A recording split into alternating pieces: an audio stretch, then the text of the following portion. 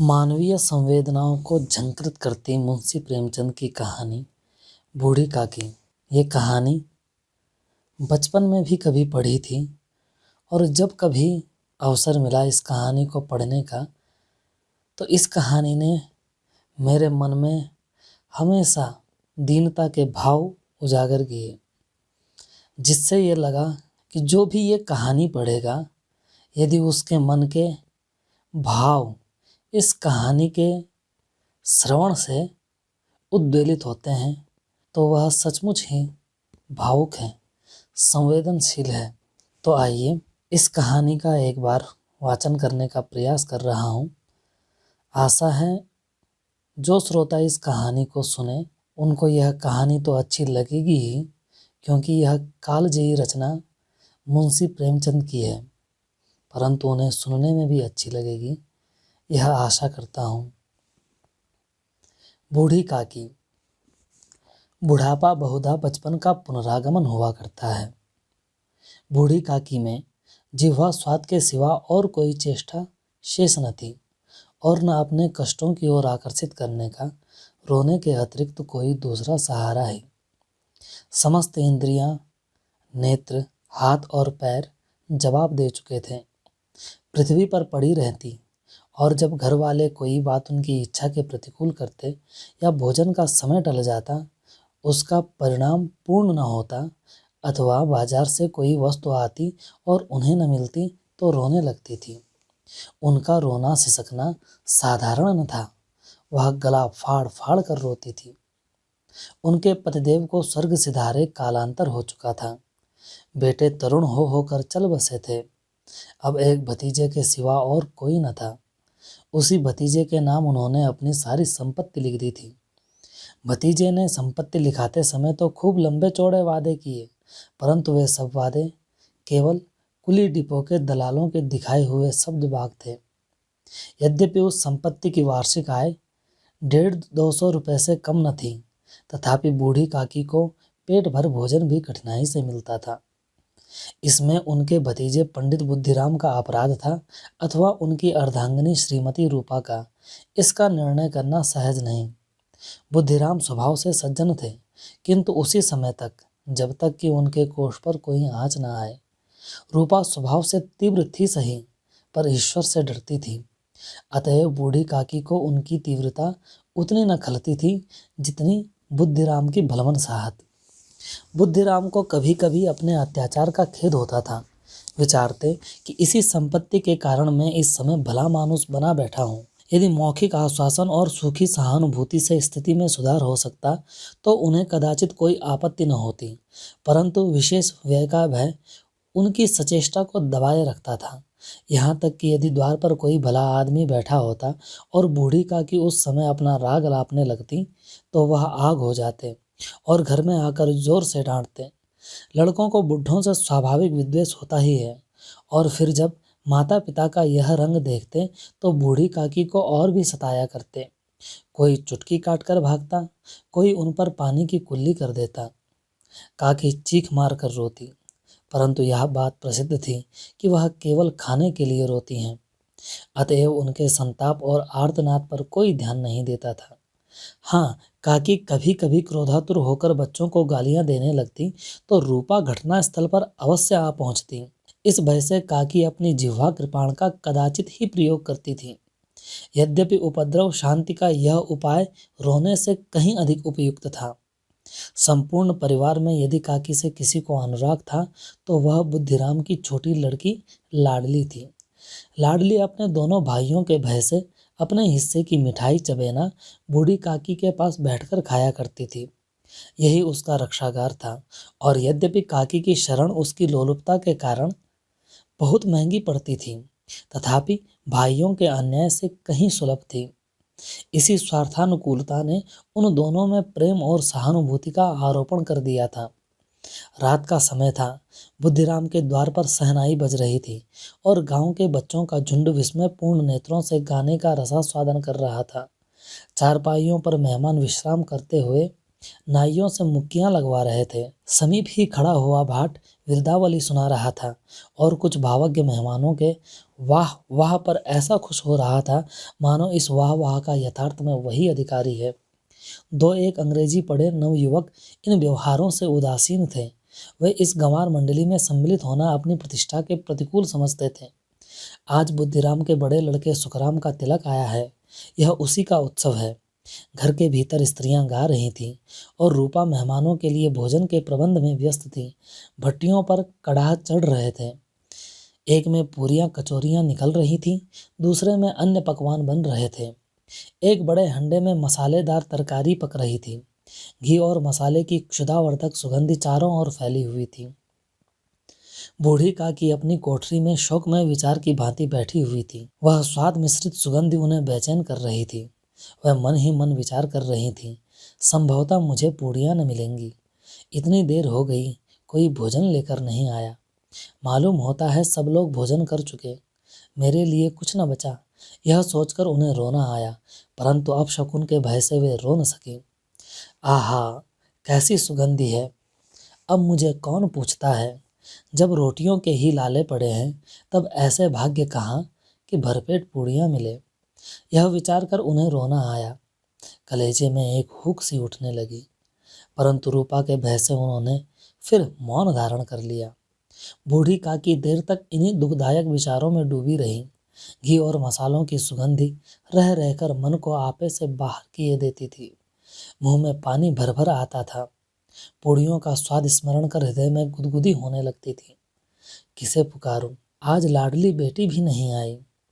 दोनों छोकरे सदा दिक किया करते हैं, आज उनका भी कहीं पता नहीं।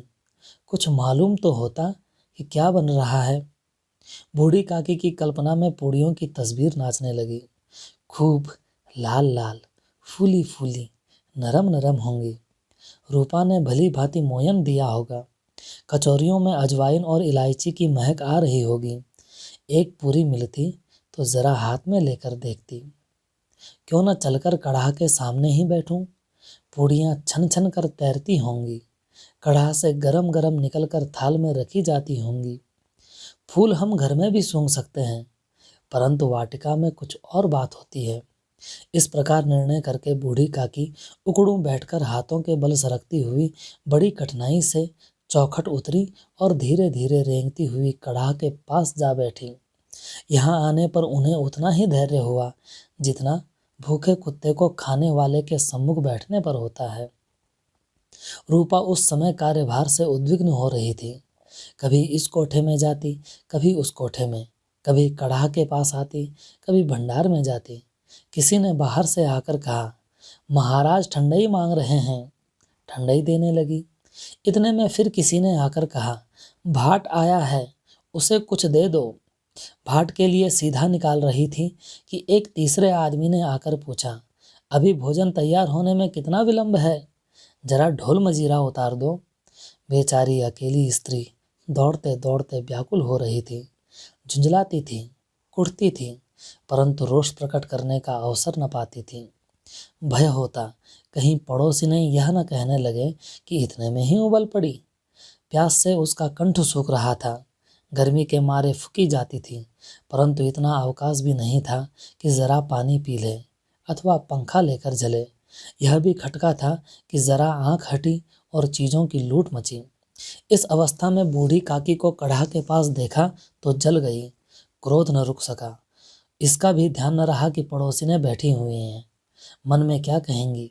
पुरुषों में लोग सुनेंगे तो क्या कहेंगे? जिस प्रकार मेंढक केंचुए पर झपटता है, उसी प्रकार वह बूढ़ी काकी पर झपटी और दोनों हाथों से झिंझोड़ कर बोली, ऐसे पेट में आग लगे। पेट है या भाड़?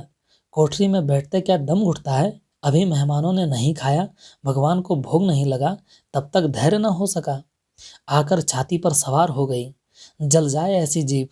दिन भर खाती न होती तो न जाने किसकी हांडी में मुंह डालती। गांव देखेगा तो कहेगा बुढ़िया भरपेट खाने को नहीं पाती, तब तो इस तरह मुंह बाए फिरती है। डायन मरे न माचा छोड़े। नाम बेचने पर लगी है, नाम कटवा कर ही दम लेगी। इतना ठूंसती है, न जाने कहाँ भस्म हो जाता है। लो, भला चाहती हो तो जाकर कोठरी में बैठो। जब घर के लोग खाने लगेंगे तब तुम्हें भी मिलेगा। तुम कोई देवी नहीं हो कि चाहे किसी के मुंह में पानी न जाए परंतु तुम्हारी पूजा पहले हो जाए। बूढ़ी काकी ने सिर उठाया, न रोई न बोली, चुपचाप रेंगती हुई अपनी कोठरी में चली गई। आघात ऐसा कठोर था कि हृदय और मस्तिष्क की संपूर्ण शक्तियां, संपूर्ण विचार और संपूर्ण भार उसी ओर आकर्षित हो गए थे। नदी में जब कगार का कोई बृहद खंड कटकर गिरता है तो आसपास का जल समूह चारों ओर से उसी स्थान को पूरा करने के लिए दौड़ता है। भोजन तैयार हो गया, आंगन में पत्तल पड़ गए, मेहमान खाने लगे। स्त्रियों ने जेवनार गीत गाना आरंभ कर दिया। मेहमानों के नाई और सेवक गण भी उसी मंडली के साथ, किंतु कुछ हटकर भोजन करने बैठे थे। परंतु सभ्यतानुसार जब तक सबके सब खा न चुके कोई उठ नहीं सकता था। एक दो मेहमान जो कुछ पढ़े लिखे थे, सेवकों के दीर्घाहार पर झुंझला रहे थे। वे इस बंधन को व्यर्थ और बेसिर पैर की बात समझते थे। बूढ़ी काकी अपनी कोठरी में जाकर पश्चाताप कर रही थी कि मैं कहाँ से कहाँ चली गई। उन्हें रूपा पर क्रोध नहीं था, अपनी जल्दबाजी पर दुख था। सच ही तो है, जब तक मेहमान लोग भोजन न कर चुकेंगे घर वाले कैसे खाएंगे। मुझसे इतनी देर भी नहीं रहा गया, सबके सामने पानी उतर गया। अब जब तक कोई बुलाने न आएगा न जाऊंगी। मन ही मन इसी प्रकार विचार कर वह बुलावे की प्रतीक्षा करने लगी। परंतु घी का रुचकर सुवास बड़ा ही धैर्य परीक्षक प्रतीत हो रहा था। उन्हें एक एक पल एक एक युग के समान मालूम होता था। अब पत्तलें बिछ गई होंगी, अब मेहमान आ गए होंगे, लोग हाथ पैर धो रहे होंगे, नाई पानी दे रहा है, मालूम होता है लोग खाने बैठ गए, जेवनार गाया जा रहा है। यह विचार कर वह मन को बहलाने के लिए लेट गईं और धीरे धीरे एक गीत गुनगुनाने लगी। उन्हें लगा मुझे गाते देर हो गई, क्या इतनी देर तक लोग भोजन ही कर रहे होंगे। किसी की आवाज़ सुनाई नहीं देती, अवश्य ही लोग खा पी कर चले गए। मुझे कोई बुलाने नहीं आया। रूपा चिढ़ गई हैं, क्या जाने न बुलाए। सोचती हो कि अपने आप ही आवेंगी। वह कोई मेहमान तो है नहीं जो उन्हें जाकर बुलाऊं। बूढ़ी काकी चलने को तैयार हुई। यह विश्वास कि 1 मिनट में पूड़ियाँ और मसालेदार तरकारियाँ सामने आएंगी उनकी स्वादेंद्रियों को गुदगुदाने लगा। उन्होंने मन में तरह तरह के मंसूबे बांधे। पहले तरकारी से पूड़ियाँ खाऊंगी, फिर दही शक्कर से। कचौरियाँ रायते के साथ मज़ेदार मालूम होंगी। चाहे कोई बुरा माने चाहे भला, मैं तो मांग मांग कर खाऊंगी। यही ना लोग कहेंगे कि इन्हें विचार नहीं। कहा करें, इतने दिनों के बाद पूड़ियाँ मिल रही हैं तो मुंह झूठा करके थोड़े ही उठ जाऊंगी। वह उकड़ू बैठकर हाथों के बल खिसकती आंगन में आई। परंतु हाय रे दुर्भाग्य! अभिलाषा ने अपने पुराने स्वभाव के अनुसार समय की मिथ्या कल्पना की थी। मेहमान मंडली अभी बैठी थी। कोई खाकर उंगलियां चाटता था, कोई तिरछे नेत्रों से देखता था कि लोग अभी खा रहे हैं या नहीं। कोई इस चिंता में था कि पत्तल पर पूड़ियाँ छूटी जाती हैं, किसी तरह उन्हें भीतर रख लेता।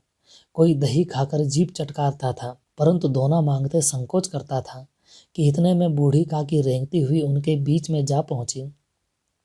कई आदमी चौंक कर उठ खड़े हुए, पुकारने लगे, अरे यह कौन बुढ़िया है, यह कहाँ से आई, देखो किसी को छू न ले। पंडित बुद्धिराम काकी को देखते ही क्रोध से तिलमिला गए। पूड़ियों का थाल लिए खड़े थे, थाल को जमीन पर पटक दिया और जिस प्रकार निर्दयी महाजन किसी बेईमान और भगोड़े आसामी को देखते ही झपट कर उसका टेंटवा पकड़ लेता है, उसी तरह लपक कर उन्होंने बूढ़ी काकी के दोनों हाथ पकड़े और घसीटते हुए लाकर उन्हें अंधेरी कोठरी में धम्म से पटक दिया।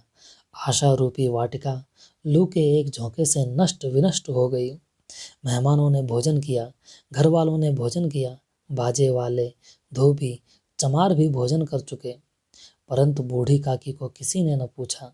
बुद्धिराम और रूपा बूढ़ी काकी को उसकी निर्लज्जता के लिए दंड देने का निश्चय कर चुके थे। उनके बुढ़ापे पर, दीनता पर, हतक ज्ञान पर किसी को करुणा न आती थी। अकेली लाडली उनके लिए कुढ़ रही थी। लाडली को काकी से अत्यंत प्रेम था। बेचारी भोली लड़की थी, बाल विनोद और चंचलता की उसमें गंध तक न थी। दोनों बार जब उसके माता पिता ने काकी को निर्दयता से घसीटा तो लाडली का हृदय ऐंठ कर रह गया। वह झुंझला रही थी कि यह लोग काकी को क्यों बहुत सी पूड़ियाँ नहीं दे देते। क्या मेहमान सबकी सब खा जाएंगे? और यदि काकी ने मेहमानों से पहले खा लिया तो क्या बिगड़ जाएगा? वह काकी के पास जाकर उन्हें धैर्य देना चाहती थी, परंतु माता के भय से न जाती थी। उसने अपने हिस्से की पूड़ियाँ बिल्कुल न खाई थी, अपनी गुड़ियों की पिटारी में बंद कर रखी थी। वह उन पूड़ियों को काकी के पास ले जाना चाहती थी। उसका हृदय अधीर हो रहा था। बूढ़ी काकी मेरी बात सुनते ही उठ बैठेंगी, पूड़ियाँ देखकर कैसी प्रसन्न होंगी, मुझे खूब प्यार करेंगी। रात के 11 बज गए थे। रूपा आंगन में पड़ी सो रही थी। लाडली की आंखों में नींद न आती थी। काकी को पूड़ियाँ खिलाने की खुशी उसे सोने न देती थी। उसने गुड़ियों की पिटारी सामने ही रखी थी। जब विश्वास हो गया कि अम्मा सो रही हैं, तो वह चुपके से उठी और विचारने लगी, कैसे चलूं? चारों ओर अंधेरा था, केवल चूल्हों में आग चमक रही थी। चूल्हों के पास एक कुत्ता लेटा हुआ था। लाडली की दृष्टि द्वार के सामने वाले नीम की ओर गई। उसे मालूम हुआ कि उस पर हनुमान जी बैठे हुए हैं। उनकी पूंछ, उनकी गदा सब स्पष्ट दिखाई दे रही थी। मारे भय के उसने आंखें बंद कर ली। इतने में कुत्ता उठ बैठा। लाडली को ढाढ़स हुआ। कई सोए हुए मनुष्यों के बदले एक जागता हुआ कुत्ता उसके लिए अधिकतर धैर्य का कारण हुआ।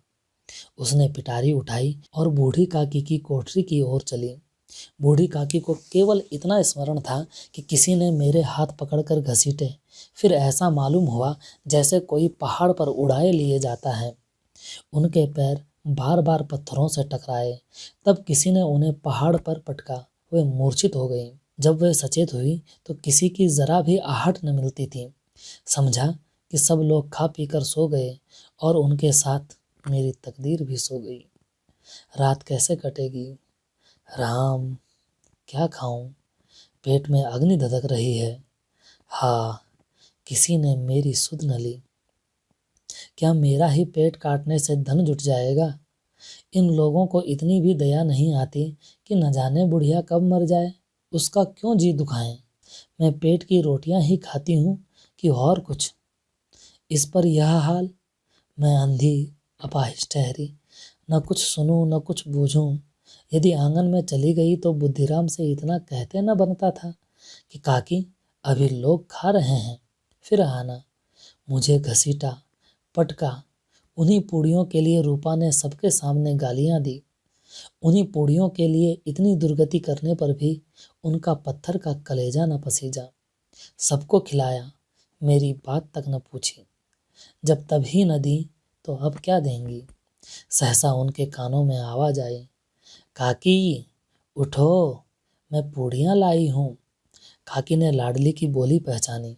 चटपट उठ बैठी। दोनों हाथों से लाडली को टटोला और उसे गोद में बिठा लिया। लाडली ने पूड़ियाँ निकाल कर दी। काकी ने पूछा, क्या तुम्हारी अम्मा ने दी हैं? लाडली ने कहा, नहीं, ये मेरे हिस्से की हैं। काकी पूड़ियों पर टूट पड़ी। 5 मिनट में पिटारी खाली हो गई। लाडली ने पूछा, काकी, पेट भर गया? जैसे थोड़ी सी वर्षा ठंडक के स्थान पर और भी गर्मी पैदा कर देती है, उसी भांति उन थोड़ी सी पूड़ियों ने काकी की क्षुधा और इच्छा को उत्तेजित कर दिया था। बोली, नहीं बेटी, जाकर अम्मा से और मांग लाओ।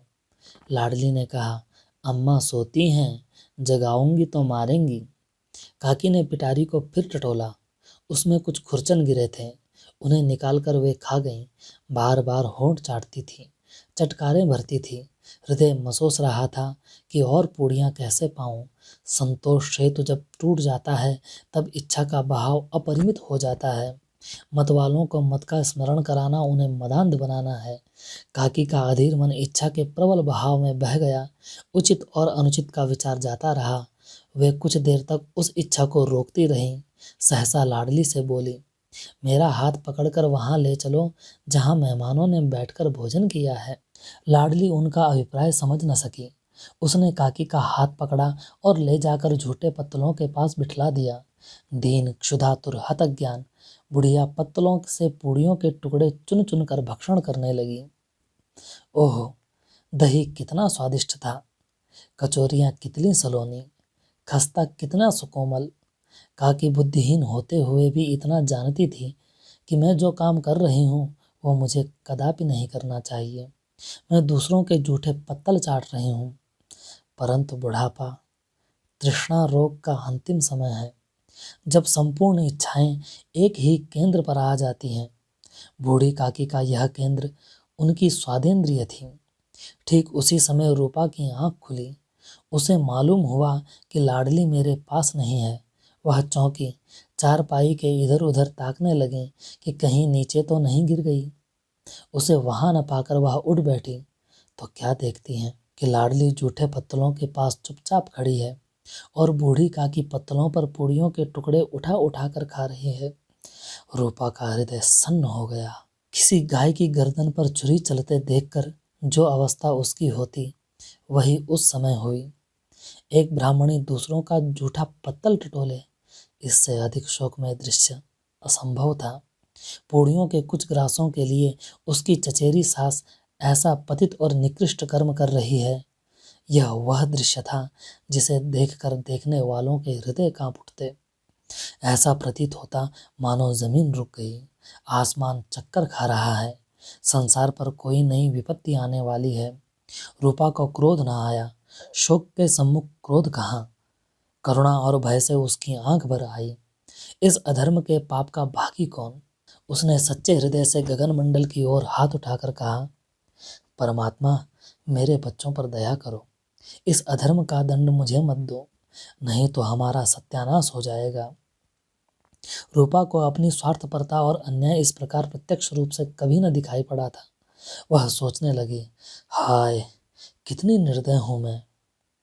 जिसकी संपत्ति से मुझे 200 रुपया वार्षिक आय हो रही है, उसकी यह दुर्गति, और मेरे कारण। हे दयामय भगवान, मुझसे भारी चूक हुई, मुझे क्षमा करो। आज मेरे बेटे का तिलक था। सैकड़ों मनुष्यों ने भोजन पाया, मैं उनके इशारों की दासी बनी रही, अपने नाम के लिए सैकड़ों रुपए व्यय कर दिए, परंतु जिसकी बदौलत हजारों रुपए खाए, उसे इस उत्सव में भरपेट भोजन न दे सकी। केवल इस कारण तो वह वृद्धा है, असहाय है। रूपा ने दिया जलाया, अपने भंडार का द्वार खोला और एक थाली में संपूर्ण सामग्रियां सजाकर लिए हुए बूढ़ी काकी की ओर चली। आधी रात जा चुकी थी। आकाश पर तारों के थाल सजे हुए थे और उन पर बैठे हुए देवगण स्वर्गीय पदार्थ सजा रहे थे, परंतु उनमें किसी को वह परमानंद प्राप्त न हो सकता था जो बूढ़ी काकी को अपने सम्मुख थाल देखकर प्राप्त हुआ था। रूपा ने कंठावरुद्ध स्वर में कहा, काकी, उठो, भोजन कर लो। मुझसे आज बड़ी भूल हुई, उसका बुरा न मानना। परमात्मा से प्रार्थना कर दो कि वह मेरा अपराध क्षमा कर दे। भोले भाले बच्चों की भांति जो मिठाइयाँ पाकर मार और तिरस्कार सब भूल जाते हैं, बूढ़ी काकी बैठी हुई खाना खा रही थी। उनके एक एक रोए से सच्ची सदिच्छाएं निकल रही थीं और रूपा बैठी इस स्वर्गीय दृश्य का आनंद लूटने में निमग्न थी। यह थी मुंशी प्रेमचंद द्वारा लिखित कहानी बूढ़ी काकी, जिसे आप सबके सम्मुख मेरे अर्थात डॉक्टर कुलदीप गौड़ द्वारा प्रस्तुत किया गया। नमस्कार।